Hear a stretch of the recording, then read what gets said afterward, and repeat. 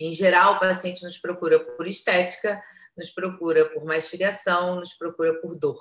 Um desses 3 motivos, nós vamos ter a nossa primeira consulta e eu costumo falar para os meus alunos que nem sempre o paciente que nos procura por estética não tem um problema de dor, ou o paciente que nos procura por problemas na mastigação não tem ou não precisa de estética, né? Ou já que vamos reabilitar isso de uma forma harmônica, adequada e estética. Então, essas 3 máximas funcionam junto. E agora, definindo alguns protocolos de dor, paciente que tem dor, ele vai ter dor articular ou muscular, periodontal, endodôntica ou neuropática. Nós, como dentistas, temos que aprender a diagnosticar essa dor do nosso paciente. Então, dor tem porquê, e a gente gosta muito de ouvir o contexto do paciente, ouvir a história do paciente. Todo paciente tem uma história para contar, e a gente precisa ficar atento a esse exame na nossa primeira consulta. Gente, muito importante, primeiro, a gente fala sobre disfunção temporomandibular. Disfunção temporomandibular é multifatorial, mas eu quero definir com vocês algumas questões sobre bruxismo, em primeiro lugar. Por que eu quero definir bruxismo? Porque bruxismo, hoje, com a pandemia, com os eletrônicos, com o estresse, com tudo que a gente tem vivido, com todo mundo trabalhando tanto, os eletrônicos aí tomaram grande parte do nosso dia. O bruxismo ele tem sido muito frequente na sociedade, no nosso consultório. 9 em cada 10 pacientes, isso eu tenho um estudo da Universidade de São Paulo, 9 em cada 10 pacientes apresentam algum grau de bruxismo. Ou seja, a maioria dos seus pacientes, a grande maioria dos seus pacientes tem algum nível de problema de bruxismo. Gente, 9 em cada 10 é muito paciente com problema de bruxismo. Então, vamos ser bem claros hoje, bem práticos hoje sobre o diagnóstico de bruxismo. Primeiro, essa árvore aqui, ela vai delimitar para você. O bruxismo, ele pode ser diurno ou noturno. Ou os dois, tá? Um não exclui o outro, mas ele pode ser diurno ou noturno. Ele pode ser cêntrico ou excêntrico ou excêntrico, sendo noturno ou diurno. E ele também pode ser os dois. Como que eu sei diagnosticar isso facilmente no meu consultório? Primeiro, o que é o bruxismo cêntrico? O bruxismo cêntrico é quando ele aperta. Ele não range, ele aperta. Ele faz um bruxismo cêntrico. Ele pode ser diurno ou noturno, mas o cêntrico ele é mais comum durante o dia. Ele é bem comum durante o dia. O que eu acho clinicamente no bruxismo cêntrico? Eu vejo paciente com dor muscular. Eu vejo um paciente que faz... É como se você estivesse fazendo uma isometria o dia inteiro. Quem malha sabe, faz aquele exercício de ponte, de isometria, forçando aquele músculo 40 minutos. Você vai morrer, não tem como. Você vai ter muita dor naquele músculo. Então, o bruxismo cêntrico é o apertamento. O paciente tem mais dor muscular. O bruxismo excêntrico, como ele faz movimentação, ele dissipa essa energia, vamos dizer assim, né?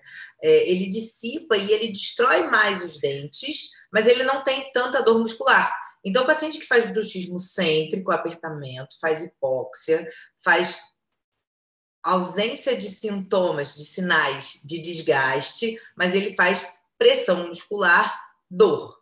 Ok, paciente com bruxismo cêntrico, se você tocar no temporal, no masseter dele, ele vai ter vários nódulos, vários trigger points e dor. Paciente de bruxismo excêntrico vai ter muito desgaste dental. Outro ponto importante no bruxismo cêntrico. Qual é o grande problema, o grande risco no bruxismo cêntrico para os nossos dentes? Fratura.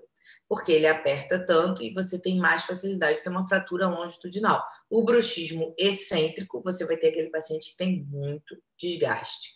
Ele pode ser diurno ou ele pode ser noturno, como a gente conversou. Quando a gente faz, e eu não abro mão de fazer a placa diagnóstica na primeira consulta, quando eu faço a placa diagnóstica na primeira consulta? Quando eu vou lá nos meus exames, na minha anamnese, no meu questionário, que eu entrego um testamento para o paciente na primeira consulta, questionário do professor simplificado do professor Roberto Maciel, que foi aí o grande mentor meu nessa área. Então, esse questionário ele vai ter dor, ele vai falar sobre sono, sobre alimentação, sobre se acorda cansado, se não acorda cansado.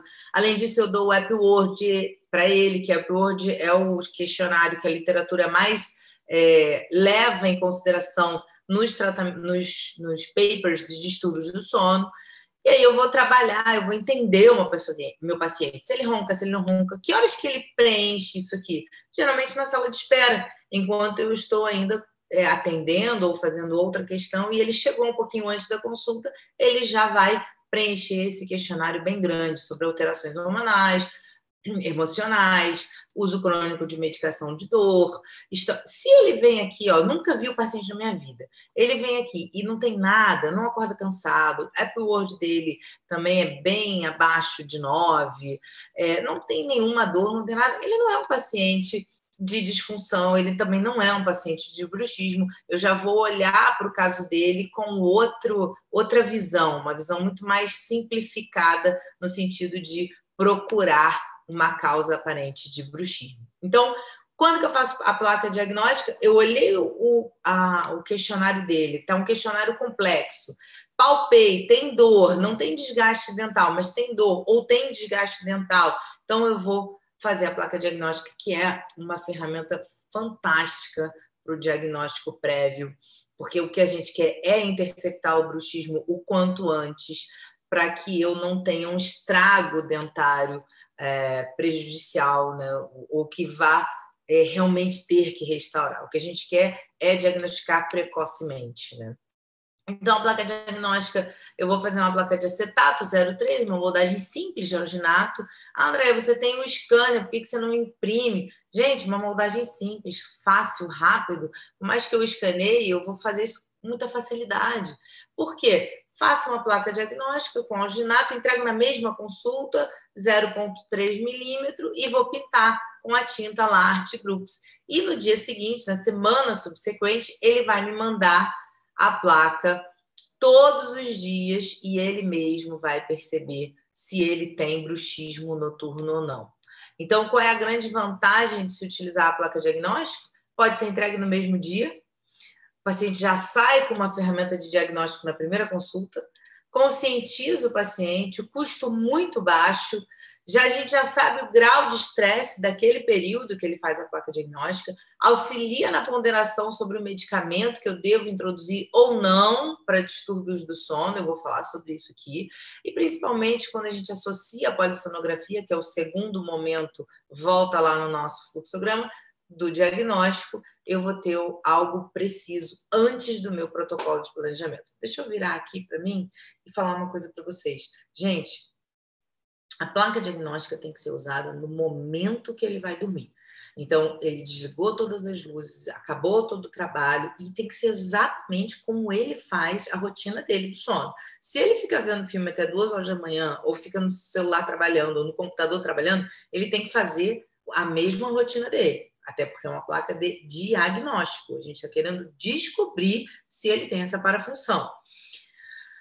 Fechou tudo, eu falo para ele, fechou tudo, desligou tudo, colocou a placa, vai dormir, placa de cabeceira, porque eu quero ver o desgaste que ela faz. Ela não sai, essa tinta não sai com saliva, não sai com água, eu mostro para ele que não sai com água, mas ela sai quando você faz movimento. Então, a placa diagnóstica, ela tem me ajudado muito nos protocolos clínicos de bruxismo. Bom, beleza.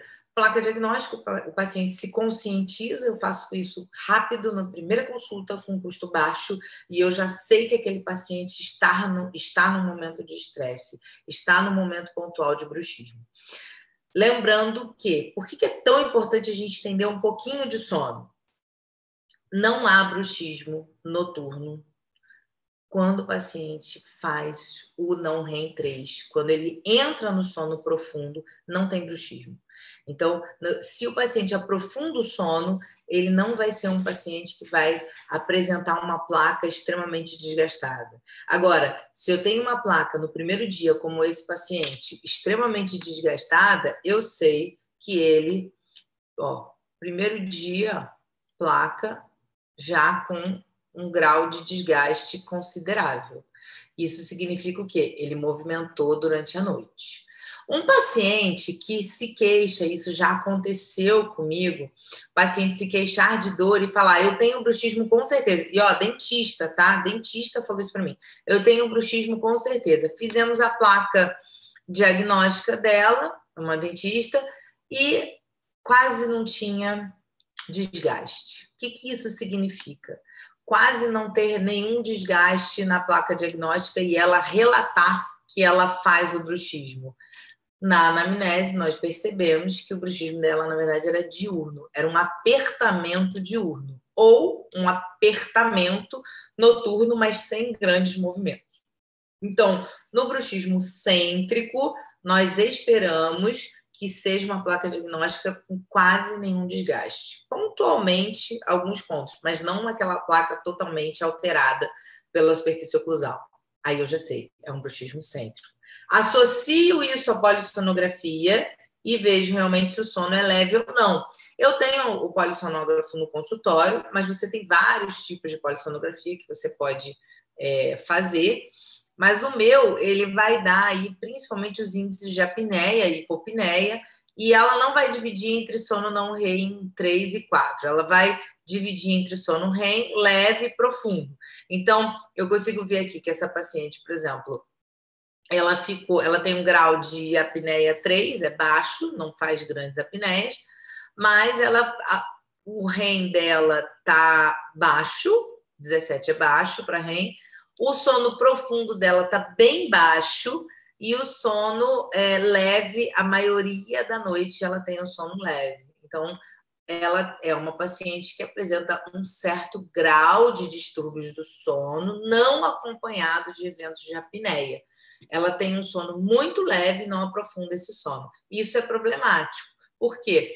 É problemático porque ela não está aprofundando e aí você tem vários fatores que podem agravar, são fatores que podem agravar em doenças sistêmicas, porque ela não aprofunda o sono. O bruxismo é um deles, mas tem vários outros problemas, obesidade, tem várias outras questões hormonais, porque a explosão hormonal acontece no sono, nas fases do sono que precisam ser profundas e o REM adequado.